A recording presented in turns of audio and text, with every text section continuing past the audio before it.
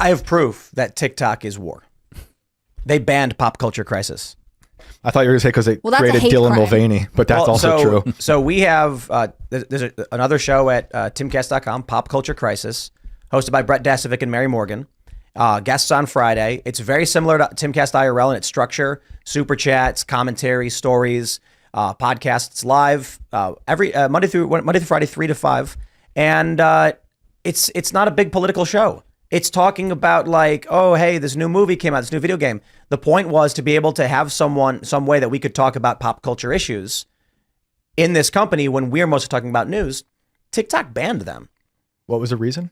Community guidelines violations. I call shenanigans. I think the real issue is controlling influence of an adversary, making sure that the work we do can't expand. Timcast IRL got banned from TikTok a while ago, and then for no real reason given.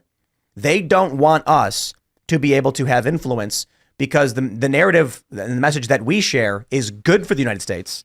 And the narrative and message that's on TikTok, Dylan Mulvaney, for instance, is destroying the future generations. I got banned from TikTok right after I posted a video of me on InfoWars. And I think Alex's voice just like trips a wire on TikTok, and it was like immediately gone. And I was like, I don't even care. I don't even like TikTok like that. It was fun sharing videos of me on InfoWars, but it was immediate. But TikTok has such an influence on culture right now. I mean, this is what happened after the October 7th conflict broke out. This was one of the things that came up, that the conversation that was happening between mainstream media or maybe even on, let's say, Instagram was different from the conversation that was happening among younger Gen Z on TikTok. The difference between the position on being, pro-Israel versus being pro-Palestine became obvious on social media more than anywhere else. I mean, it was social media and college campuses that really led people to believe that, oh, wait, they have conflicting opinions here. We didn't expect it. Yeah. Are you on TikTok?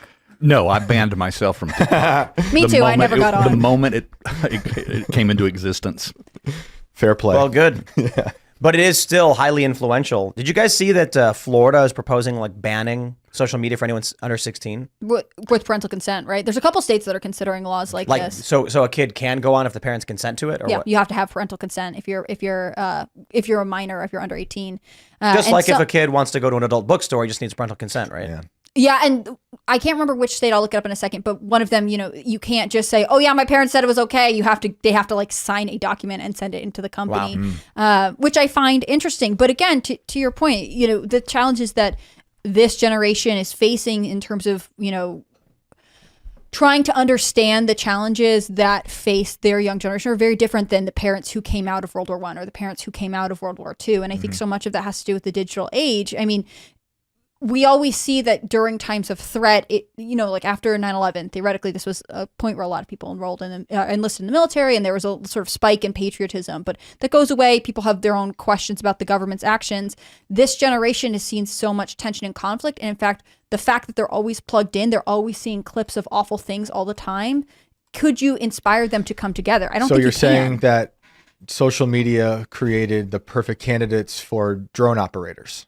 Maybe, or just the perfect candidates to be disengaged because they are ultimately overstimulated by everything they see. I think it created a generation of broken-brained people. Well, that's what the biggest danger is. As my children became teenagers, and of course I could watch on my iPhone what apps they were downloading, and my 14-year-old son downloads Snapchat. Oh, heck no. That comes off now. You take it off or I take the phone.